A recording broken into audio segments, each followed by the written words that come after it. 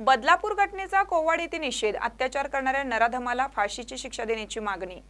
कोवाड तालुका चंदगड येथे तालुका प्रमुख लक्ष्मण मनवाडकर यांच्या नेतृत्वाखाली बदलापूर येथे शाळकरी मुलीवर झालेल्या अत्याचाराचा निषेध करण्यात आला।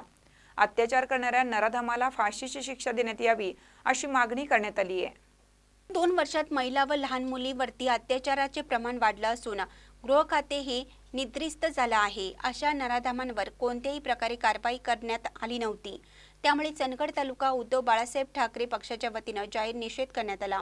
यावेळी उपतालुका प्रमुख रवींद्र पाटील, उपतालुका प्रमुख विनोद पाटील, महिला आघाडी उपतालुका प्रमुख गुलाबी शिंदे, शाखा प्रमुख लक्ष्मी पाटील, विभाग प्रमुख उत्तम सुरतकर, शिवाजी पाटील, शाखा प्रमुख मारुती कांबळे, शाखा प्रमुख मारुती पाटील, शाखा प्रमुख अशोक पाटील, गटप्रमुख शंकर पाटील, गटप्रमुख रवी पाटील, अशोक भिंगुर्डे, प्रमोद पाटील, एकनाथ पाटील इत्यादी उपस्थित होते। महानकरी न्यूजसाठी प्रकाश ऐनापुरे, चंदगड। ताज्या बातम्यांसाठी महानकरीला सबस्क्राइब करा आणि बेल आयकॉनला क्लिक करा।